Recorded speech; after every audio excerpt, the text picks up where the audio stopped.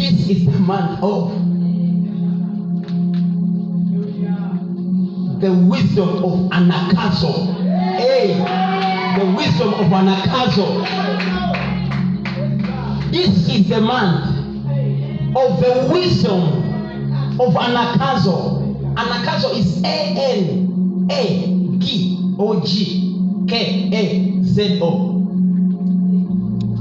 Look where your neighbor knows how to write it. Anakazo. Say Anakazo. How many of us have ever heard of that word? Yeah, there are very few. How many of us have not heard of that word before? That's beautiful. Which means I'm going to speak something you have not heard about. So it's the month. Now yesterday, I had not yet confirmed. Yesterday, in the night, I was traveling from Amuria. When I reached home, I was very tired. Around 11 p.m., I had Pastor Bogemi. How many of us know Pastor Bogemi? He was here in Valley yesterday. He said, oh, a man of God cannot be in the town and I'm busy, tired. He said, let me wake up. Stop whatever I was having a meal. Stop whatever I was having. Ran very fast to that stadium there. Amen. How many of us were there? I doubt whether there was anyone there. Why? I felt too much resistance. I felt too much unrest in me. Too much unrest. I tried to brush it off, but the more he continued, I got up, ran very fast to the stadium. When I reached there, I found I was surprised. I found very beautiful tables organized up there yesterday night. Amen. Like it was dinner, sodas were everywhere at 11 p.m. And Pastor Bogemi was ministering. And the people who were there were like this. Here only. Pastor Bogemi. The Holy Spirit told me, observe. I went close to where the man of God was. I looked at him. He was busy ministering to a people like this. 30 people almost. And they were dancing. I need a miracle. They were dancing. God told me, observe everything. Observe. I kept on observing. Try to count some people. Tents were the other side. Tables. It was fully organized. A certain rich man from Kampala organized a great supper. Yesterday, when you go there, you may even find the bottles of soda still there. But there was no one to drink the soda.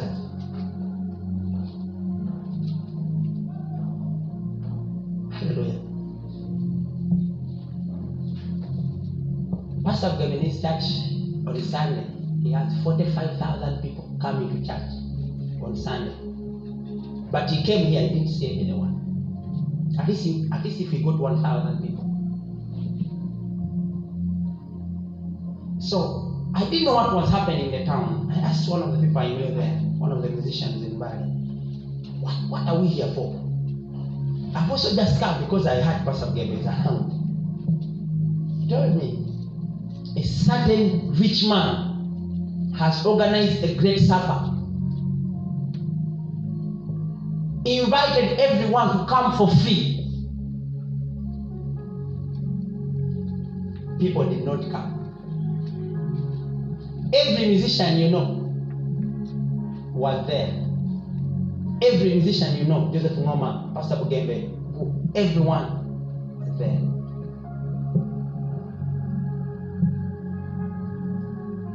Hallelujah. I had never seen it. So I went back home. and kept thinking about it. I said, how could this be? How can such a thing happen?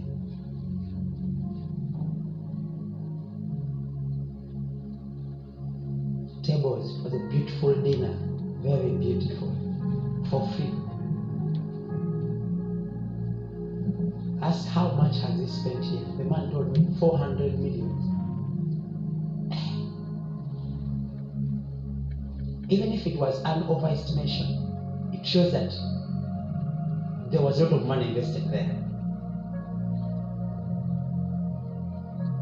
The organizer, when he counted a few people, he was very angry and he went away. But the people who were paid to do the work, they continued doing the work.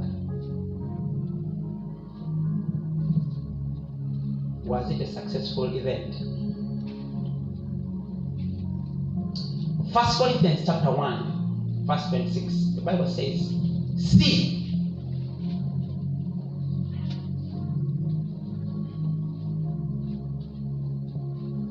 for you see your calling, brethren. So, you yourself, you have a calling. Tell your neighbor you have a calling. And then tell them, see your calling. So it says, for you see your calling. So a calling is seen. I am not the only one who has been called. Amen? Many people. It says many are called. So out of the so many that have been called, he says, see your calling now. So in salvation, there is a thing like everyone must look at their callings. He says, see your calling. And says, brethren, we all of us here, brethren, the brothers and sisters, that not many wise according to the flesh, and not many mighty, not many noble have been called. The strong people don't have a calling. How many of us can preach? If you can preach, put the hand up like that. It's a few people. Now, these ones who have put up their hand, actually they're bad preachers. You who has not put up their hand, you're the best preacher. Because where you feel this here, I'm a good preacher, is where the Lord pushes us. You are no good preacher, man. Maybe you're no good preacher. And then he calls someone who cannot speak and say, for you are now a good preacher. Yeah. So he says, see your calling, that not many wise people have been called. Not many might. The good speakers, when you see the good speakers, they have not been called into the ministry. When you see the strong people outside there, they have not been called. The noble people, people who are so noble, so respected, so honored, have not been called.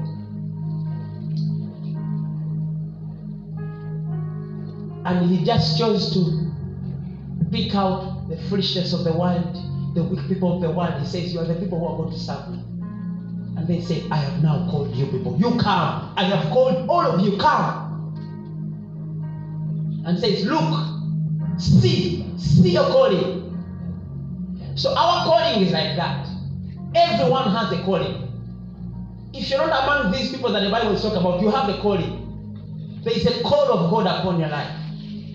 That is why we come here to church. Because there is a call of God. We want that call to grow. We want someone who has been called to do something to God. So some people are here. They're good instrumentalists.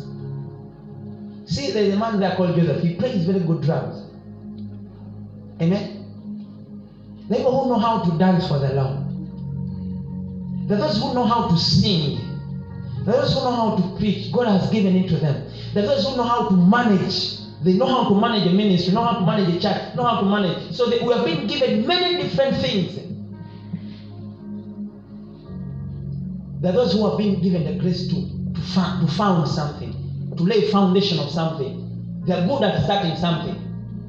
They don't know how to manage, but they're very good at starting. So that's how our calling is. So when I ask people, how many of us know how to sing? Many people put up their hand. But some people do not put up because they don't know how to sing.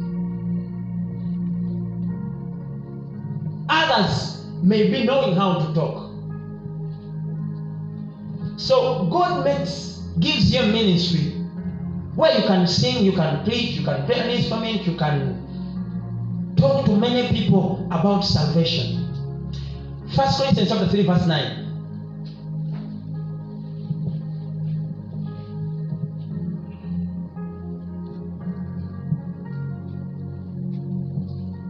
For we are God's fellow workers, and you are God's field, and you are God's building. You see, this is a building. So the Bible says you are a building like this one. Now, our calling, I'm teaching something this morning. Your calling is a building, is a room.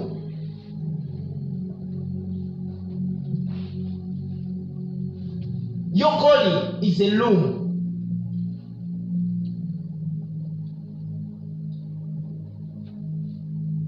Like when you go where you're staying and look at that room, sometimes that's how your calling is. So the Bible says you are God's building, you are God's room. Now, in such a thing, there are rooms which are empty. Amen. There are rooms which are half filled, and there are rooms which are fully filled, and there are rooms which are fully filled but also having an overflow.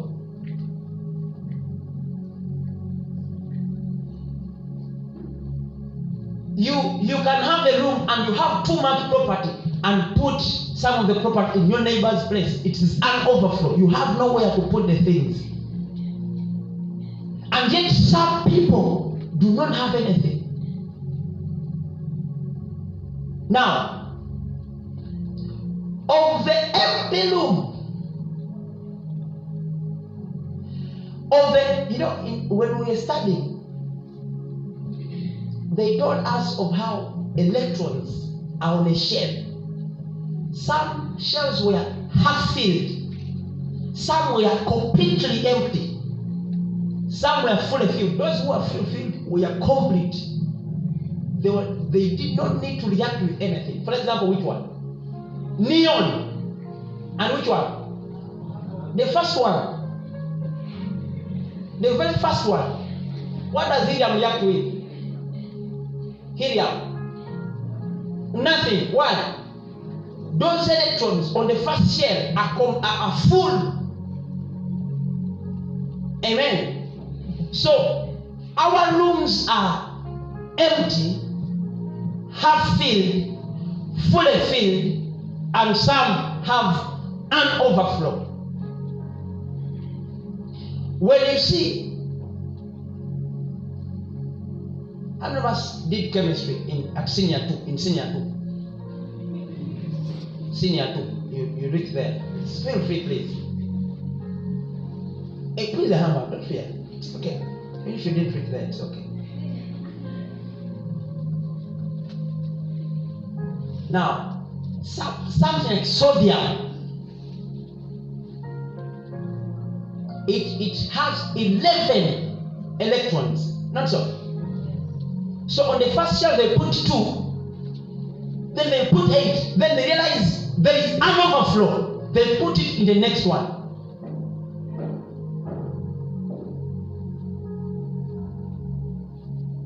Yet, some which are having only 10 electrons, they are okay. We don't have an overflow the next year. So what if your calling is a building or your calling is a room? How should it be? What does God want?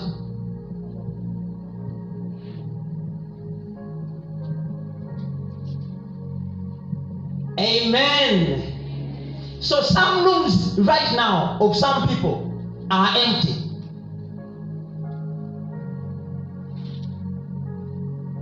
You see here, the room is full. Amen. You go to a neighboring church somewhere and you find a pastor, his wife, and a baby. For 1 year they have been fellowshipping like that. But the pastor is saying, I know the Lord who called me. He that began a good work in me shall. Hey! He's quoting the scriptures. Hallelujah. You know, it's good that every one of us is going to become a shepherd at one time. You'll stand here and your wife is seated there.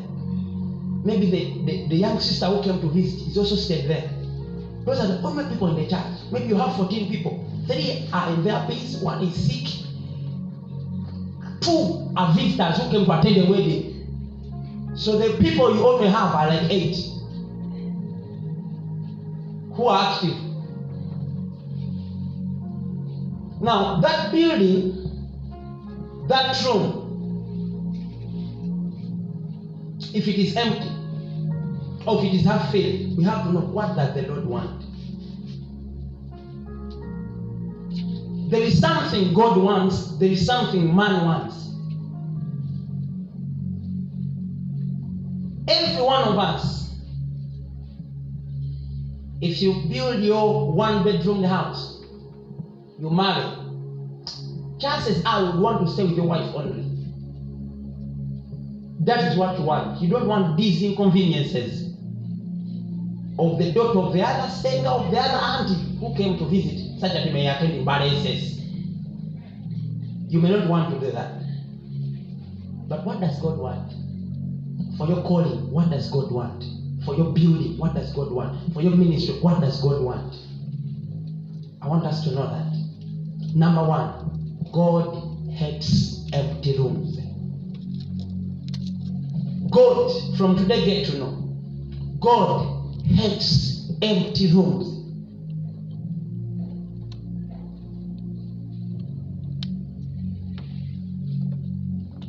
He is not pleased when a man is alone. He's not pleased when in your circle you are alone. Now, to be a pastor here, I didn't bribe anyone. I didn't ill-mouth someone. I didn't push someone away that I may be here. It's the Lord that chose me to say, be here. Which means if he said, be here, Isaac, he knows why this building is of a certain capacity like this. Amen. And he didn't take me to pastor in a building which can be like 10,000 seats at such a time. If where you are, it is the Lord that put you there, there is a reason why he has put you there himself. If I am a cell leader or a family leader, and my room can take up like 20 people, but I have 3 people there, it's a problem. Imagine a bus is traveling, a bus called XX bus is traveling from Kampala to Mbale with 1 passenger. 1 passenger. As the man is moving, ticking the tickets, he only goes to 1 passenger. Says, bring your ticket.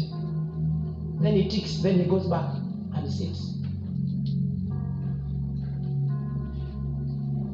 How much time should we give to such a bus to continue operating?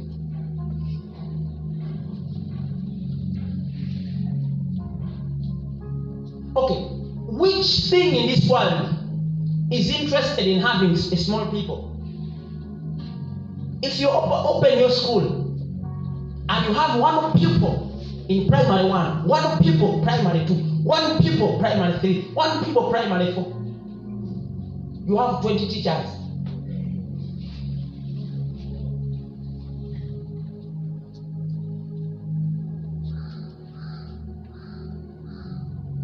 One day I went to a salon. They were braiding ladies' hair. I saw people seated here and here. They are waiting. And the person was not sending them away that, you go away. He said, wait, let me break this one. Even if I'm going to close at midnight, wait there.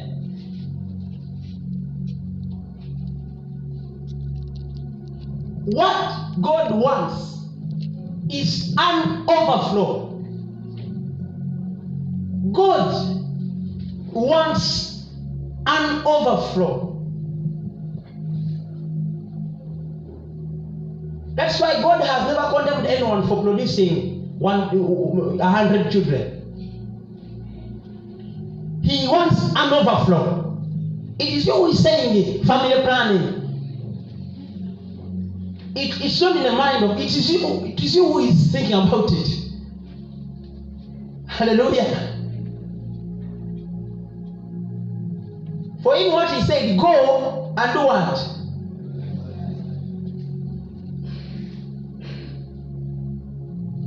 So what I'm going to say is, God wants many things in place. Why do I say like that? In the book of Psalms 23 verse 6. Start from verse 5. Psalms 23 verse 5.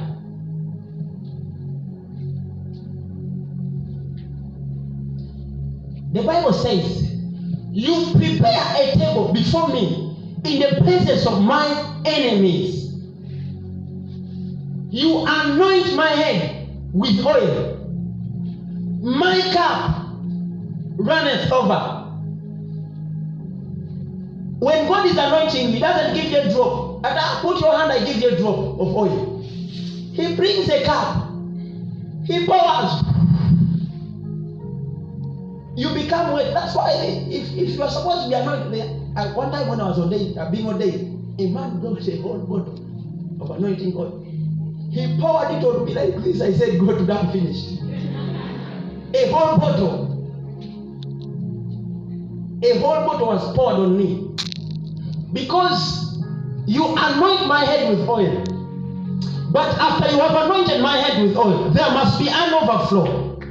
There must be a running over.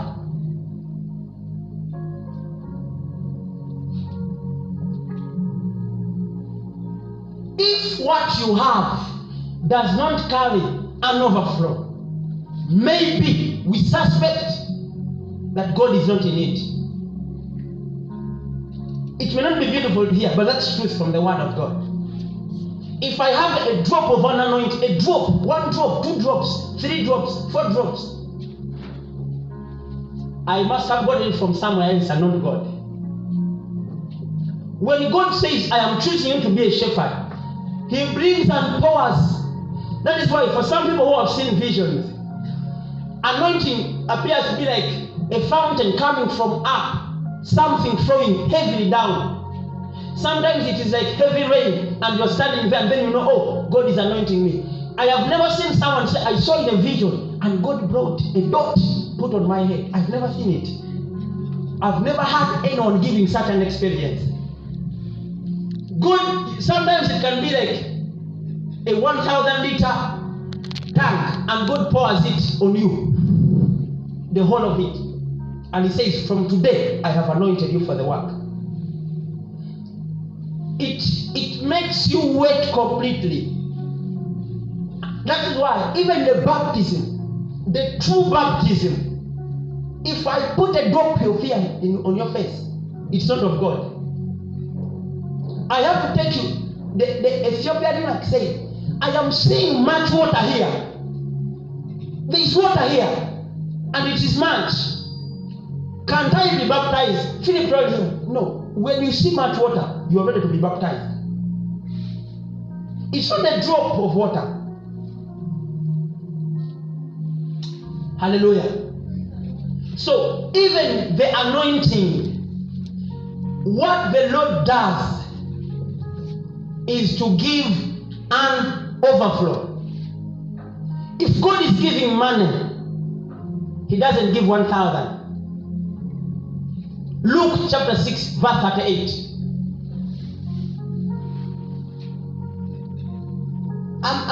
teaching you something, you're going to apply it everywhere. Give, and it will be given to you. Now, when you say, I have given 1,000, God doesn't give you 1,000. When He is giving, He first, it will be given to a good measure. He places it down, shake it, and then He gives it to you when it is running over. When God is giving you money, when you say, I have been blessed by God, it is running over. What does He tell to Abraham? I have blessed you, Abraham. You are going to run over and become another blessing. That is why we sing a song that, fill me up till I overflow. It is fill me up till I overflow. What God does is overflow. And in the church, there is no God there. You challenge me like how? And in the church, there is no God there. Challenge my teaching, but in the church, there is no God. Or there is no anointing.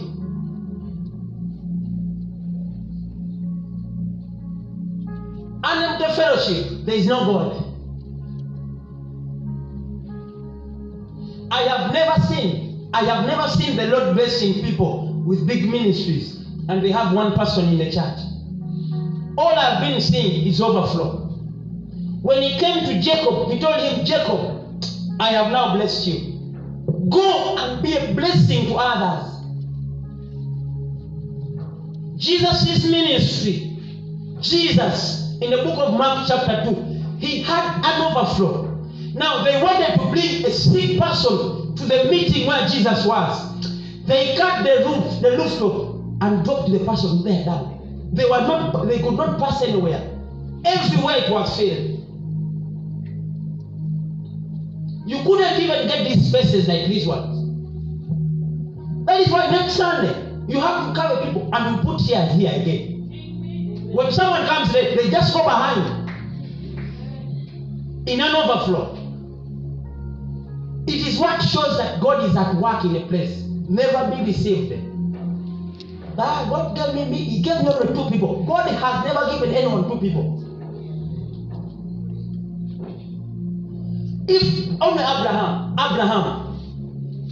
he had 300 plus servants, above 300 servants only. The 300 servants married, produced other children. One man is having a home with all those servants. Now, if we have a lineage from Abraham, that is our story. Hallelujah. Hallelujah. Mark chapter 2 verse 2. He says, immediately many people gathered. Many. It's always many people.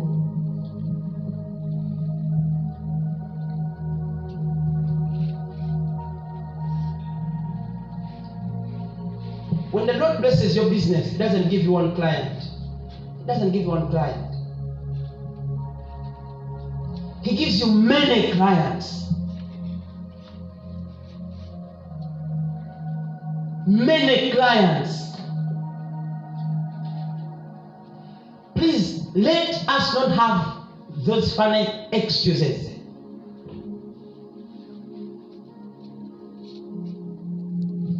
From the only person God has given one person is you. All the people who are in the Bible, God has been giving multitudes. Multitudes. That is why it has to be on you to say, God, I am not seeing you at work.